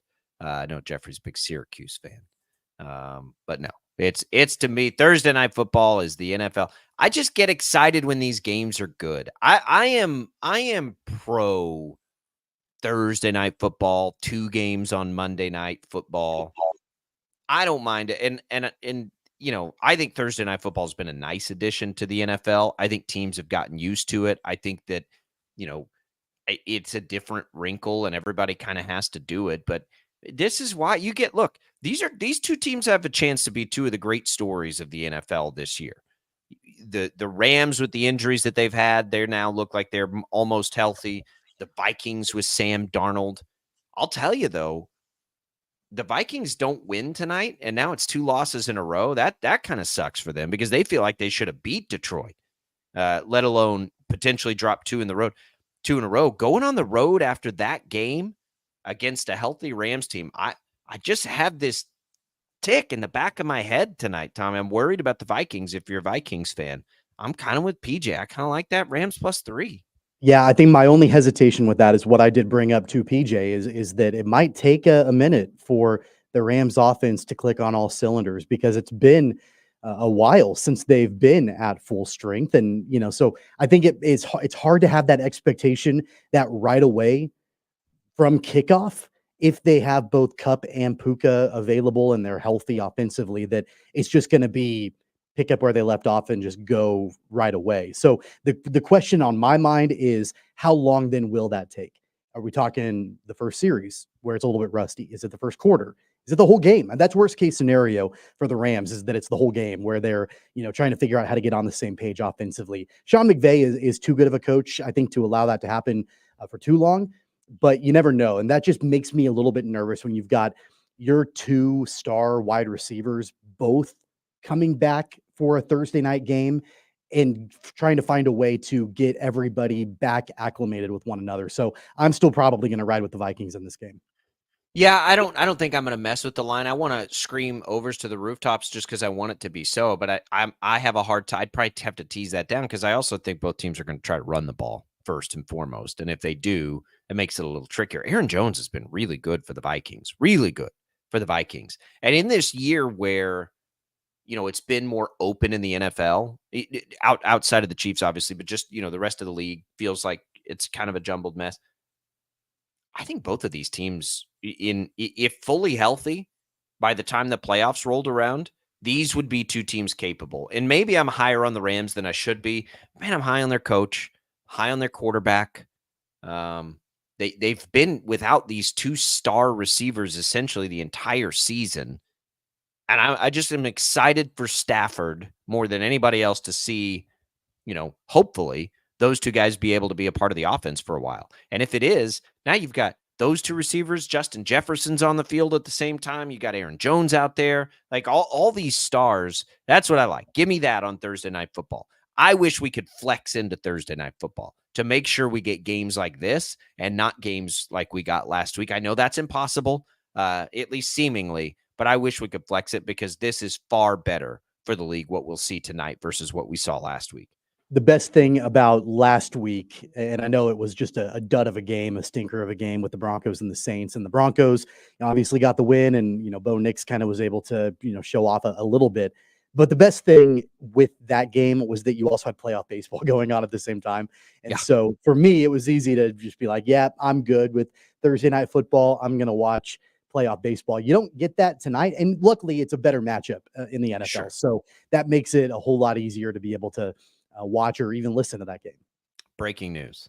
So the Chiefs finally make official the DeAndre Hopkins news, right?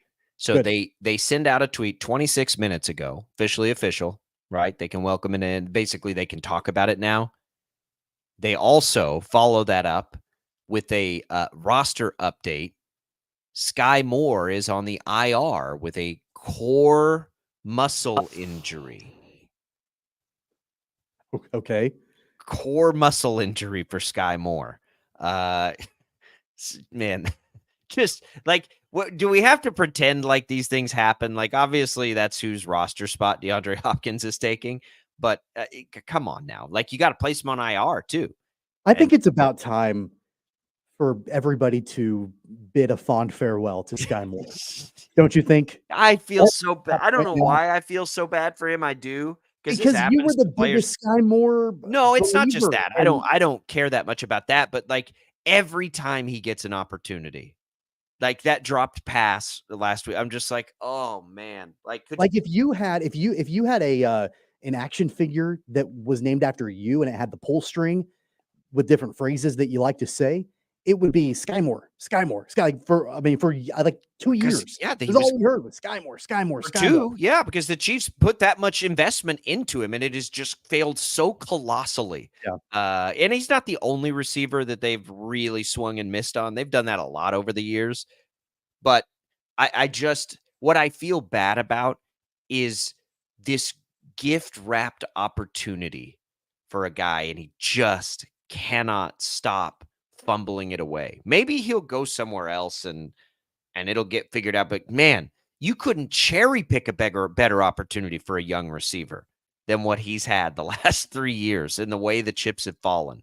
But a core muscle injury today is placing him on the IR. That's the spot, though. That's the roster move for DeAndre Hopkins. It's official. Wish we would have got it yesterday because I'd like to hear Andy Reid's take on it, but we didn't. So we'll have it there. He'll practice. He'll play this week.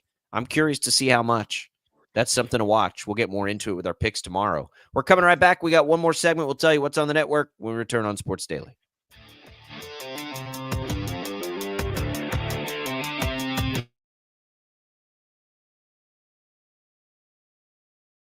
A mourning widow sells her husband's car trying to move on, but the checks came back in his name. How do they expect him to cash his check? Looking for answers, fact finder Brandon Stitt went to the Department of Revenue. A proposed energy plan that threatens Kansas landowners, meaning some families could lose their homes. My land is not for sale. Others' land is not for sale. Our lifestyle is not for sale. 12 News took their concerns to Senators Marshall and Moran. When you need answers, turn to the fact finders for help. Right. Start your day with 12 News this morning. Get ready with Jake's accurate hour-by-hour forecast, so you'll know if you need a jacket when you walk out the door or an umbrella by lunch. Start your day knowing what happened overnight and what's happening now. Live, breaking news all morning long. And plan the best route to work and school with traffic from across Kansas. Start your day right. Start your day with 12 News this morning on KWCH and KSEW. Hey, Wichita, Jim Rome here, celebrating over 25 years as the #1 midday sports talk show on Wichita Radio. Find out why. Tune into the jungle, weekdays 11 until 2 on 97.5 and 1240 KFH. Sometimes people tell us, I don't get it, it's just tea. But let me tell you, we are so much more than just tea. With more than 25 flavors, the possibilities are endless. Come on in and try them all for free to find your favorite or get us on the go for your busy lifestyle. And don't miss happy hour every day for half-price cups of tea. So the next time someone tells you it's just tea, tell them to come by and find out why we say drink tea, be happy.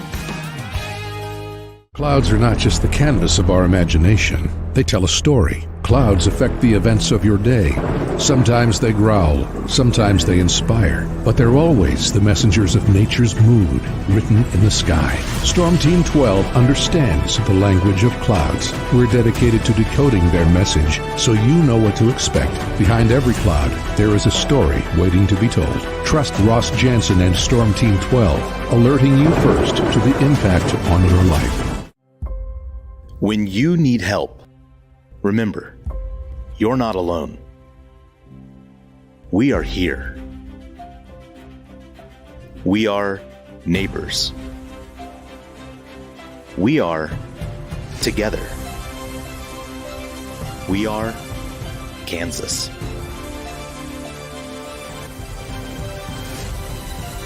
We are 12 News. They say it takes a village. Come together and support local businesses in our neighborhoods. When you contribute to local shops, more money goes back into the economy.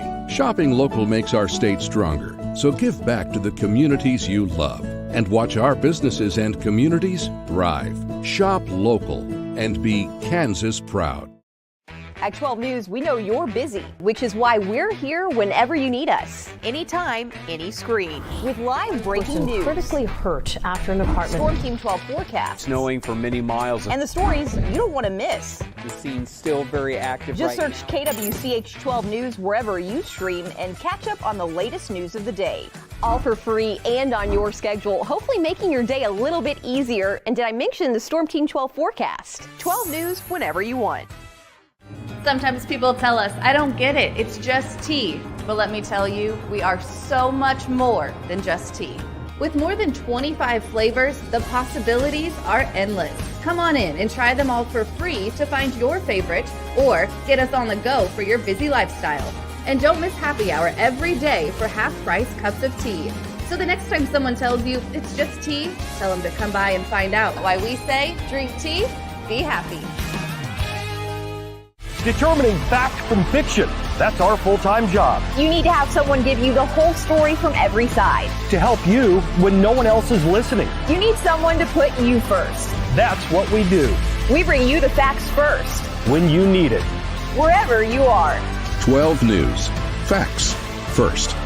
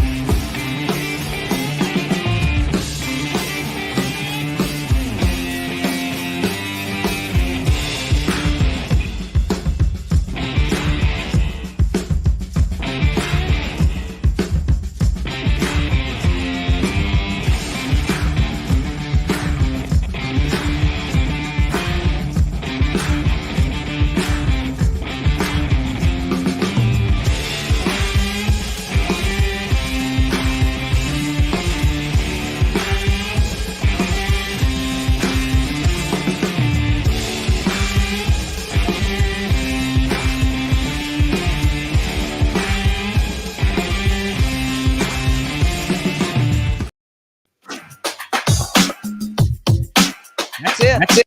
Let's enjoy it tonight. Let's get back and make some picks tomorrow. Tommy, what do you say? Hey, I'm going to follow up on my 6-0 week I had last week. I would like to get a little bit of recognition tomorrow in the show. So be planning, be prepping on what you're going to tell me. That can be arranged. I'll be prepping something. Vikings, Rams, we've been talking about it. You can hear it. Westwood One coverage begins right here on KFH at 6:30. You can also hear it on the Odyssey app. Just make sure to search KFH when you do that. We'll be back to talk about that and get you ready for the weekend tomorrow. Full cast of characters. For Jad, for Tommy, I'm Jacob. We'll see you there.